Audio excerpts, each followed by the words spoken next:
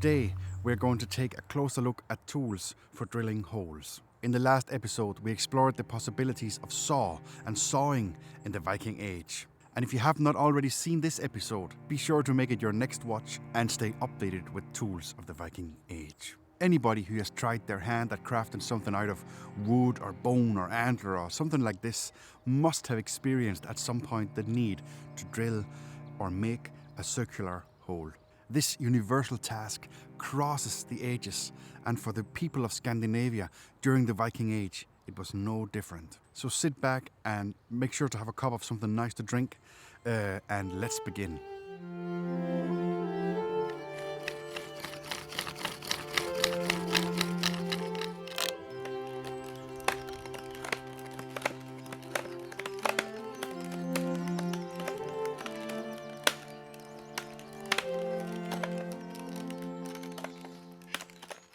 First, we will take a look at the archaeological evidence for tools made for making holes, and we will compare them to modern reconstructions. And lastly, we will see them in action and get some first-hand experience on how they work in real-life situations. If you are a carpenter or a craftsman and has experience with working with early medieval tools, I would love to hear from you in the comments below. And as always, anybody, feel free to ask questions about something from this video in the comment sections below, and I will get back to you and answer to the best of my ability.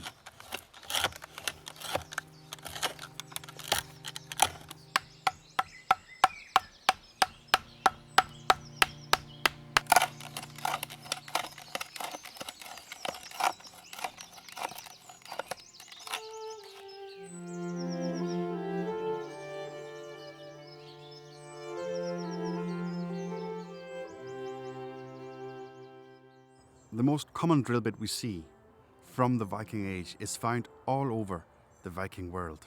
It's a spoon-shaped bit with a relatively long shaft, and it's branching out into a cutting blade. The cutting blade is spoon-shaped or leaf-shaped and slightly hollow, and it's drawing out a soft semicircle in the center. Both of the sides of the blade are sharpened, and the drill works by being rotated from side to side, left to right, with the center placed in the working material.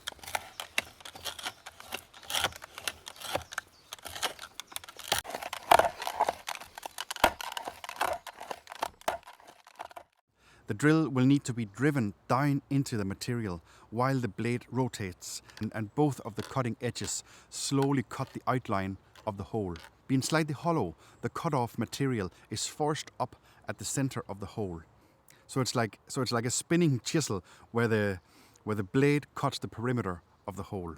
And because it's rather cutting a hole than drilling a hole, when it leaves the material, it leaves a perfectly fine exit hole with no tear-outs, unlike modern drill bits or auger drill bits where you have to work from both sides of the material to prevent this. So no need for that with the Viking tool.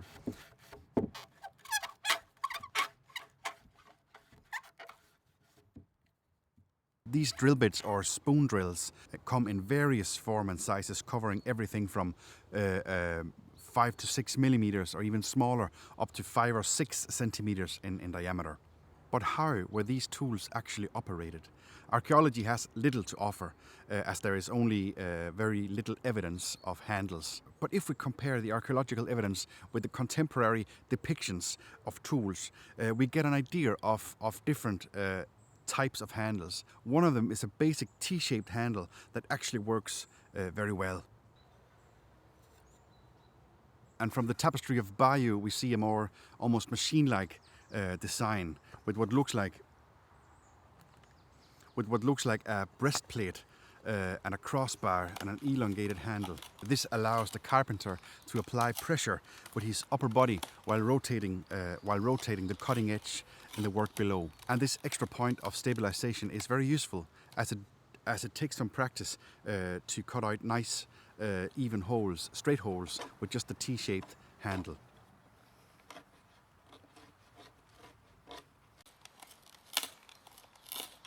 And as we see here, my big 55mm drill with handle and breastplate after the Bayeux tapestry, it takes only a few minutes and barely any sweat to drill holes for large legs in this 7 centimeter thick, old and dry oak plant.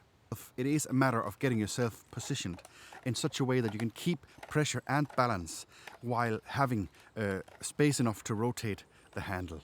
This smaller 20mm drill bit with a T-shaped handle takes some more care in the initial part of the drilling until the bit is a bit deeper into the wood and can help to stabilize the direction and the balance itself.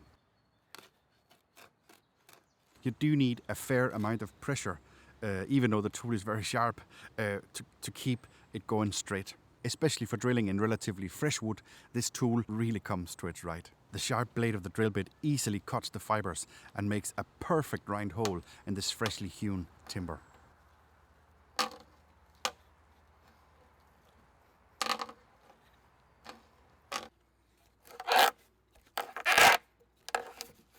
But even for more seasoned wood, like this pine here, for example, that makes up the bottom frame of a small Viking house that I'm building currently, the T-shaped handle with the 20mm drill bit is a great match.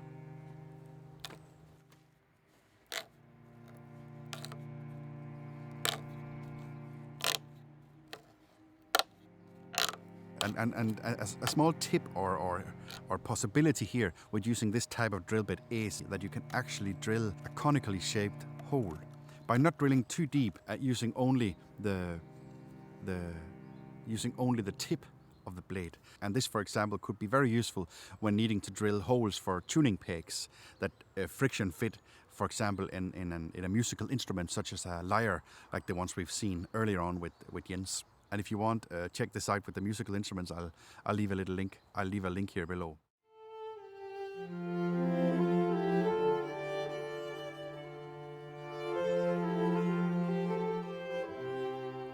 And here's another example of a small drill bit.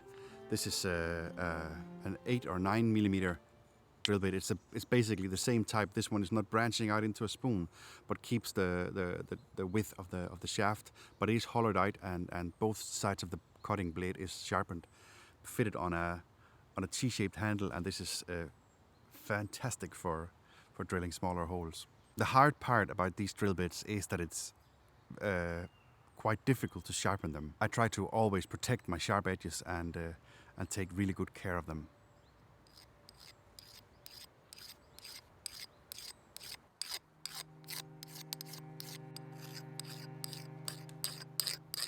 I'm just going to take a moment here and thank you for watching this far. You are most welcome to the channel, no matter if you're here for reenactment or for tools or the Viking Age in general, or if you're just here to learn or even just to relax and spend some good time with the science of the tools and the materials. If you want to make sure not to miss my next video, or if you're curious about my other videos, don't forget to subscribe. It's a good way to support the channel, and I would be very appreciative for that. Sorry for interrupting. Enjoy the rest of the video.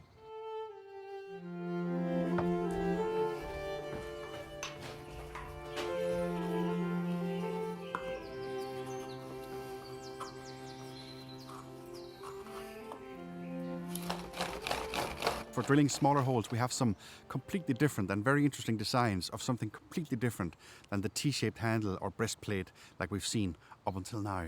We have almost no evidence of the bow drill, a drill powered by a bow, besides a very few questionable wooden remains from Longstumedo. Sorry if I pronounced this wrong.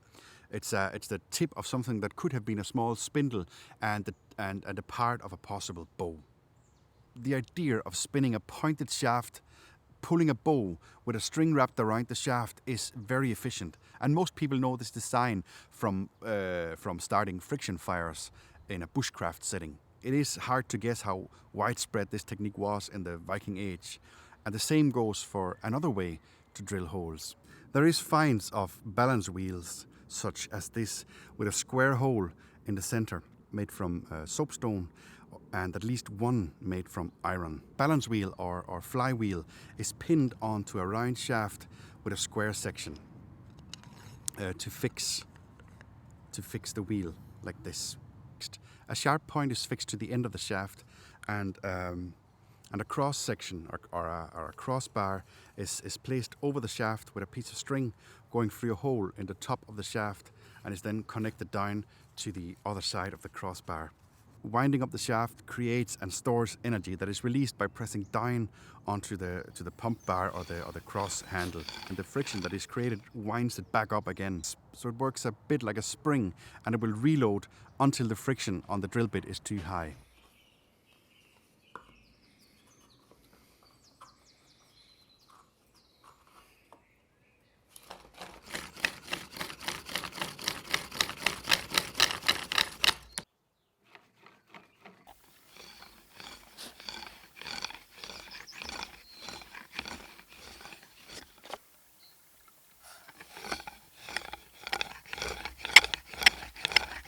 So for small holes and for drilling holes in thin materials, this is the way to go. Both the bow drill and the pump drill were most likely used by the Vikings to drill small holes in thin materials, or to make the ring and dot marks that we see on materials such as antler and bone on more decorational pieces.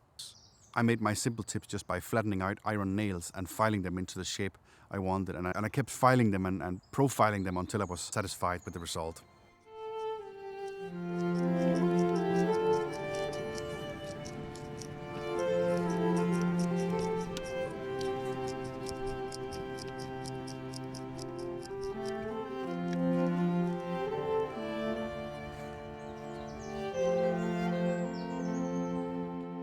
Almost any sharp tip can drill a hole. Awls or any sharp point that is square or maybe even round can be twisted down and forced into the fibers of wood to create a small hole. And even the tip of a very sharp knife can be forced in a twisting motion to drill or carve or cut a small hole. And there is many finds of relatively small and unspecified iron tools that could have been various drill bits for bow drills or pump drills, or even hand-operated points to make small holes.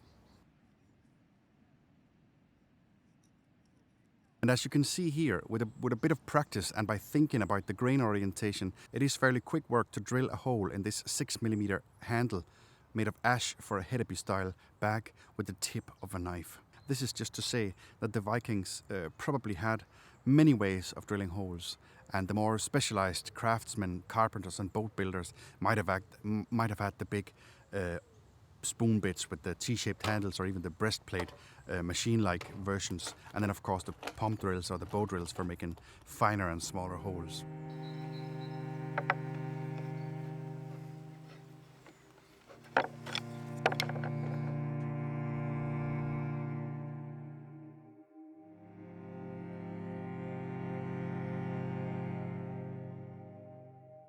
The vast amount of fragments and even finds of complete drills from the Viking Age tells us the Vikings were very much capable of drilling holes for all their projects. The drilling tools were widespread over the geographical area in the time period, and numerous in their representation. Basic drill, the archetype so to speak, far outdates the Viking and goes back to the beginning of the first crafts. And the Vikings relied on countless generations of craftsmen and craftswomen before them when they made holes in the boards to rivet the boards of their majestic longboats together, or for finer artwork with bone and antler.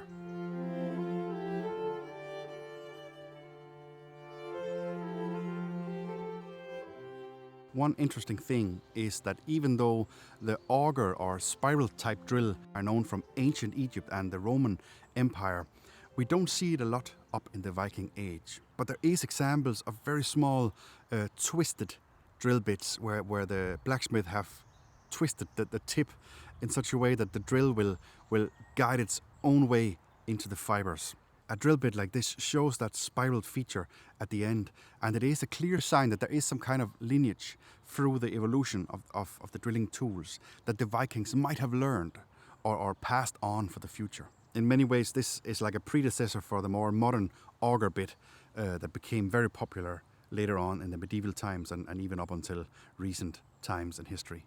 And that is a very effective way of drilling holes in wood, although it sets very high demands for both the material, the steel or the iron, and the skill of the blacksmith.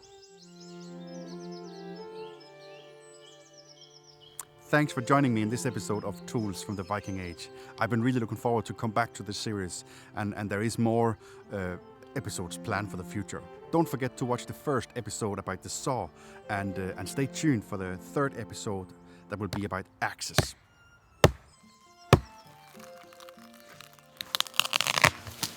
And as I said before, don't hesitate to write any questions or comments in the section below, and I will get back to you and answer to the best of my ability. And as always, feel free to subscribe, like and share, and if you want to support the channel even further, consider becoming a Patreon. See you soon.